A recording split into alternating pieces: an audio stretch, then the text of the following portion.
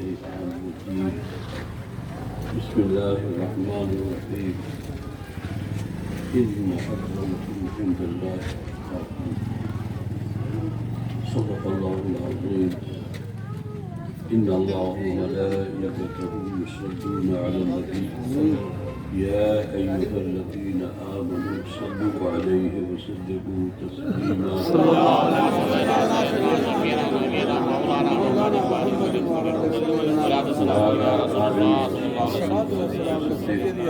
صلاة تبلغ بدوام الملك الحج القيوم صلاة وسلام عليك يا رسول الله عليك الصلاة وعليك السلام ألف ألف مرة في كل لمحة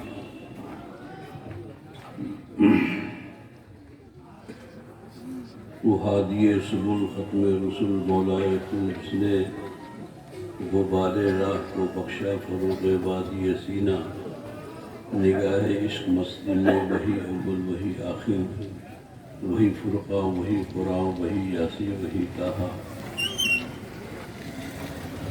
نہ تخت تاج نہ لال و گوہر کی بات کرو جو خیر چاہو تو خیر البشر کی بات کرو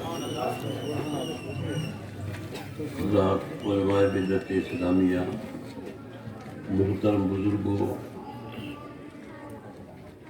آغاز سخن سے پیش تمرات نہج الفقید الفساد حضور سرور کائنات فخر موجودات اللہ کے پیارے ہم گنہگاروں کے سہارے آمنہ کی آنکھ کے تارے سید عالم نور مجسم تاجدار دو عالم کوئی فدا جناب محمد صلی اللہ تعالیٰ علیہ وسلم کی مقدس بارگاہ میں درود و سلام کا نذرانہ پیش کریں اللهم صل على سيدنا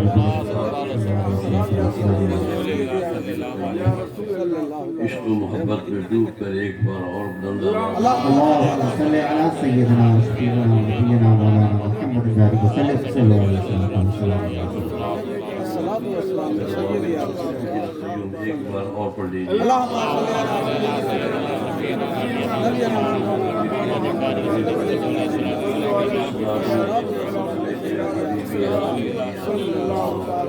عليك الصلاة وعليك السلام ألف ألف مرة في كل لمحة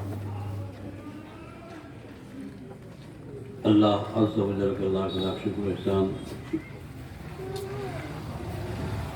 مسجد کی بنیاد ڈالی گئی اور آج اس کا افتتاح ہے سبحان اللہ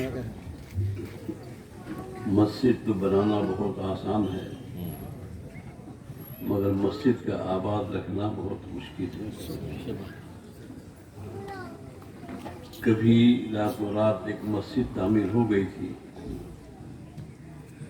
ایک ہی رات جو مسجد تعمیر ہو گئی ڈاکٹر اقبال نے اس سے متاثر ہو کر ایک شعر کہا مسجد تو بنا دی شب بھر میں ایمان کی حرارت والوں نے مسجد تو بنا دی شب بھر میں ایمان کی حرارت والوں نے من اپنا پرانا پاپی تھا برسوں میں نمازی بن نہ سکا مسجد کو آباد رکھیے انشاءاللہ مسجد یہ اللہ کا گھر ہے یہاں اصل اسلامی جمہوریت نظر آتی ہے ابھی آپ نے 26 جنوری کو جشن جمہوریہ منایا لیکن ایک اسلامی جمہوری کی ایک ہلکی سی جھلک ڈالنا وقت میں گنجائش نہیں ہے کہ اس موضوع پر گفتگو کی جائے صرف ایک جھلک ڈال رہا ہوں میں اپنی رشتہ داری سے آ رہا اس سے پہلے کہ میں اس واقعہ بیان کروں ایک بات ذہن میں رکھیے کہ دنیا کی ترقی نے دنیا کی حکومتوں نے ترقی کا راز اس میں سمجھا کہ اونچ نیچ کا فرق ختم کر دیا جائے छूछात का सवाल मिटा दिया जाए और नीचे को कुछ ऊपर कर दिया जाए, ऊपर वाले को कुछ नीचे करके एक सतह पे लाके खड़ा कर दिया जाए, ताकि जमहूरियत नज़र आए कि यहाँ सब एक है। मगर गांव के चपरासी से लेकर मुल्क के प्रेसिडेंट तक सारी हुकूमतें पूरी ताकत लगा चुकी, मगर आज भी एक न कर सकी। आप अखबारात में पढ़ते हैं इतने हरिजनों के घर में आग लगा दिए गए, इतनों को ख़त्म कर दिया गया। मैं अपनी रिश्तेदारी से आ रहा था, एक हैंड पाइप पर पानी लेने के लिए गया, वहाँ एक शख्स खड़ा था, वो कुछ वो नाराज़ हो गया। उसने कहा तुमने मेरा पानी छुआ दिया बोलते तुमने मेरा पानी छुआ दिया। मैंने कहा क्या आप इंडिया में नहीं रहते? कह रहे मैं यही कराने वाला। फिर आपको अपनी हुकूमत का कानून नहीं मालूम कि छूछार को ख़त्म कर दिया जाए? उसने कहा जिसने कानून बनाया वो जाने, हम तो अपने बाप दादा के तरीके पर रहेंगे। मैंने मुस्कुरा दिया। सुभान अल्लाह। मैंने मुस्कुरा दिया। उसने कहा क्यों हंसे? मैंने कहा मेरी हंसी को आप नहीं समझ सके। मैंने कहा एक गुंबद खज़ा के वकील।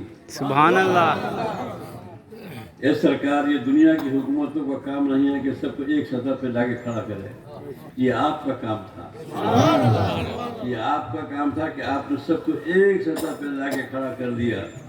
मस्जिद में जहाँ सिद्दीक़ अकबर नज़र आ रहे हैं, जहाँ फारूक आज़म नज़र आ रहे हैं, जहाँ उस्मान गनी नज़र आ रहे हैं, जहाँ मौला अली नज़र आ रहे हैं, वही बिलाल हबशी भी नज़र आ रहे हैं, वही सुहैब रूमी भी नज़र आ रहे हैं, वही सलमान फारसी भी नज़र आ रहे हैं। यहाँ समझ भी नहीं आ रहा कि गोरा कौन है, काला कौन है, अमीर कौन है, गरीब कौन है, फकीर कौन है, बादशाह कौन है। सब एक सतह पे खड़े नज़र आ रहे हैं। जब लाइन लड़ाई में अगर हो गया वक्त नमाज, रू बसफ हो के खड़ी हो गई कौम हिजाज, एक ही सफ में खड़े हो गए महमूद याद। न कोई बंदा रहा और न कोई बंदा नवाज, साहिब व बंदा व मोहताज व गनी एक हुए और तेरी सरकार में पहुँचे तो सभी एक। नारे तकबीर, नारे रिसालत, या रसूल अल्लाह, मुफ्ती अब्दुल हलीम साहब किबला जिंदाबाद, नारे तकबीर, अल्लाहु अकबर, नारे रिसालत। मुझे कहने दीजिए, मुझे बड़ा एक वाक़या याद आ रहा है। सूबे बिहार का एक शहर छपरा है, वहाँ के डॉक्टर सैयद महमूद जो बिहार के मिनिस्टर थे, तो वो बाई प्लेन एयरपोर्ट पे आए। उनके इस्तकबाल के लिए, उनके स्वागत के लिए, उनको वेलकम कहने के लिए कलेक्टर, पुलिस ऑफिसर, पुलिस वाले, शहर के बड़े रोसा सब वहाँ उनको वेलकम कहने के लिए, स्वागत करने के लिए आए। डॉक्टर बाहर आए एयरपोर्ट से, डॉक्टर महमूद आगे आगे हैं और कलेक्टर पीछे पीछे, शहर के रोसा सब पीछे पीछे है, डॉक्टर साहब आगे चले जा रहे हैं।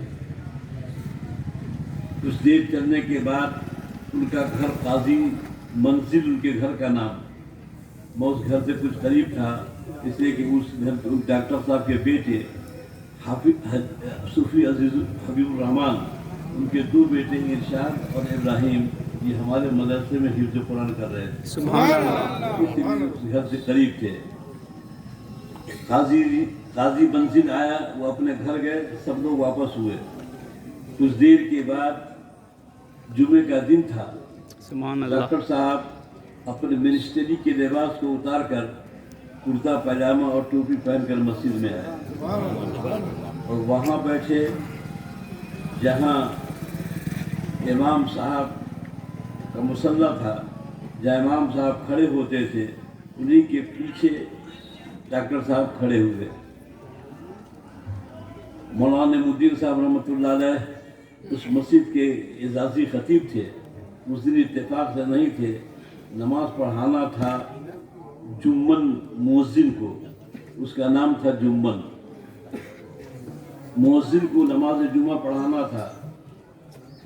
وہ بیچارہ غریب مؤذن جس کے پھٹے پھٹے پرانے بوسیدہ لباس، اس کے پھٹے پھٹے پیر، اور وہ مصلی امامت پہ کھڑا ہو رہا ہے۔ جب جمن اللہ اکبر کہتا ہے سبحان اللہ، ڈاکٹر محمود اللہ اکبر کہتے ہیں۔ سبحان اللہ، جب وہ رکوع میں جاتا ہے تو ڈاکٹر محمود رکوع میں جاتے ہیں۔ جب وہ سجدے میں جاتا ہے تو ڈاکٹر محمود سجدے میں جاتے ہیں۔ جب ڈاکٹر محمود سجدے سے سر اٹھاتے ہیں، جب جمن سر اٹھاتا ہے تو ڈاکٹر محمود سر اٹھاتے ہیں۔ جہاں ڈاکٹر محمود کی پیشانی جھکی ہوئی ہے، وہی جمن کا پیر ہے۔ اٹھتے بیٹھتے جمن کے پھٹے پیر ڈاکٹر محمود کی پیشانی کو سبحان ٹچ کر رہے ہیں، مگر ڈاکٹر محمود کی پیشانی پر بل نہیں آ رہا ہے۔ بڑے ہی صدر کے ساتھ نماز ادا کر رہے ہیں۔ دنیا نے زبان حال سے پوچھا، ڈاکٹر صاحب یہ انقلاب کیسے آ گیا؟ یہ اتنا بڑا انقلاب اتنی جلدی کیسے آ گیا؟ کہاں تو آپ ایئرپورٹ سے آئے تھے تو آگے آگے تھے، کلکٹر پیچھے پیچھے، ایس پی پیچھے پیچھے، پولیس آفیسر پیچھے پیچھے، آپ پولیس پیچھے پیچھے، شہر کے روسا پیچھے پیچھے، آپ سب کے آگے تھے۔ آج آپ کو تھوڑی ہی دیر کے بعد یہ چینجنگ کیسے آ گئی، یہ تبدیلی کیسے آ گئی، یہ اتنا بڑا انقلاب کیسے آ گیا کہ آج ایک جمن کے پیچھے آپ سر جھکا رہے ہیں؟ جمن اللہ اکبر کہتا ہے تو آپ اللہ اکبر کہہ رہے ہیں، وہ رکوع میں جاتا ہے تو آپ رکوع میں جا رہے ہیں، وہ سجدے میں جاتا ہے تو آپ سجدے میں جا رہے ہیں، وہ سر اٹھاتا ہے تو آپ سر اٹھاتے ہیں۔ جہاں اس کا پیر آپ کی پیشانی کو ٹچ کر رہا ہے، مگر آپ کے پیشانی پر شکن نہیں آ رہا ہے، آپ میں کوئی چینجنگ نہیں آ رہی ہے، آپ شرح صدر کے ساتھ بڑی خوشی کے ساتھ آپ نماز ادا کر رہے ہیں۔ یہ انقلاب کیسے آ گیا، یہ چینجنگ کیسے آ گئی؟ ڈاکٹر محمود کی آنکھوں میں آنسو آ گئے، روتے روتے کہتے ہیں، اے لوگوں، جب میں ایئرپورٹ سے آ رہا تھا اس وقت میری حکومت چل رہی تھی، میرا قانون چل رہا تھا، لیکن اب میں جب خدا کے گھر میں آیا تو یہاں ڈاکٹر محمود کا قانون نہیں چلے گا، یہاں خدا کا قانون چلے گا، یہاں مصطفیٰ علیہ رحمت کا قانون چلے گا، یہاں سرور کونین صلی اللہ علیہ وسلم کا قانون چلے گا۔ یہاں یہ نہیں دیکھا جائے گا کہ یہ کون ہے، بلکہ یہاں دیکھا جائے گا کہ سب سے متقی اور پرہیزگار کون ہے۔ ڈاکٹر محمود سے زیادہ متقی اور پرہیزگار یہ جمن ہے، اس لیے آج امامت کا مستحق جمن ہی ہے۔ جمن کی اقتدا میں ڈاکٹر محمود پیش خدا کا فریضہ ادا کر رہا ہے۔ یہ ہے اسلامی جمہوریت، سبحان اللہ، بے شک یہ ہے اسلامی۔ مجھے یاد ہے یہ بیان جب میں بنگلور بلال مسجد میں کر رہا تھا تو اس وقت سی ایم ابراہیم جو منسٹر تھے، کبھی سسکیاں لے کر رو رہے تھے جب میں یہ بیان چل رہا تھا۔ اس وقت ٹائم نہیں ہے، ورنہ میں آپ کو بتاتا کہ اسلام اور جمہوریت کیا چیز ہے۔ اللہ کے نبی صلی اللہ علیہ وسلم نے سب کو ایک سطح پہ لا کے کھڑا کر دیا۔ یہاں نہ کوئی غریب نظر آ رہا ہے، نہ امیر نظر آ رہا ہے، نہ فقیر نظر آ رہا ہے، نہ غلام نظر آ رہا ہے، نہ بادشاہ نظر آ رہا ہے، سب ایک سطح پہ کھڑے نظر آ رہے ہیں۔ یہی جمہوریت ہے۔ ان علاووں کو دیکھنے کے بعد نہ جانے کتنے غیر مسلموں کو اسلام نصیب ہوا اور کتنے لوگ متاثر ہو کر کہ کتنا اچھا یہ مذہب ہے، کتنا پاکیزہ مذہب ہے، جہاں امیر و غریب کوئی ایک ساتھ نظر آ رہا ہے، جہاں فقیر و بادشاہ ایک ساتھ نظر آ رہے ہیں، جہاں غلام اور آقا ایک ساتھ نظر آ رہا ہے۔ یہ ہے انقلاب جو اللہ کے نبی صلی اللہ علیہ وسلم نے دنیا میں پیدا کیا اور سب کو ایک سطح پہ لا کے کھڑا کر دیا۔ سبحان اللہ، سبحان اللہ۔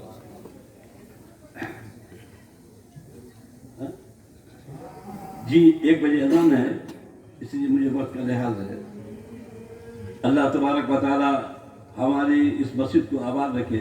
آمین۔ جتنی مساجد ہے دنیا میں अल्लाह हर मस्जिद को आबाद करा दे, अपने बंदों की वो तौफीक अता फरमाए कि वो अपनी पेशानियों को से मस्जिदों को आबाद करें।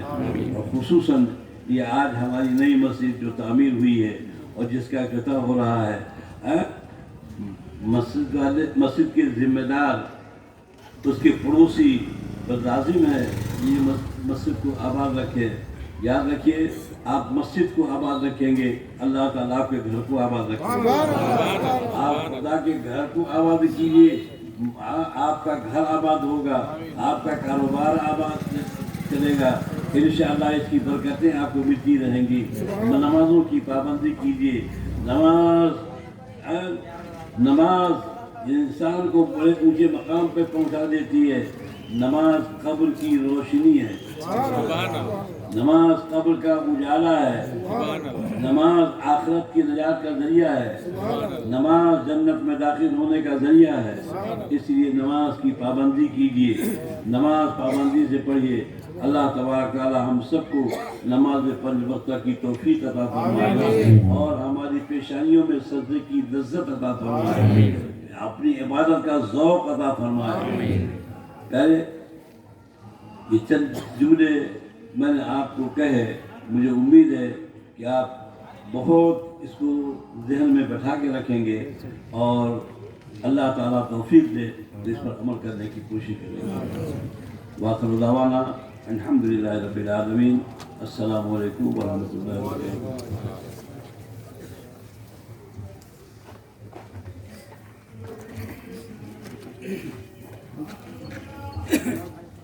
क्या रचना है ना।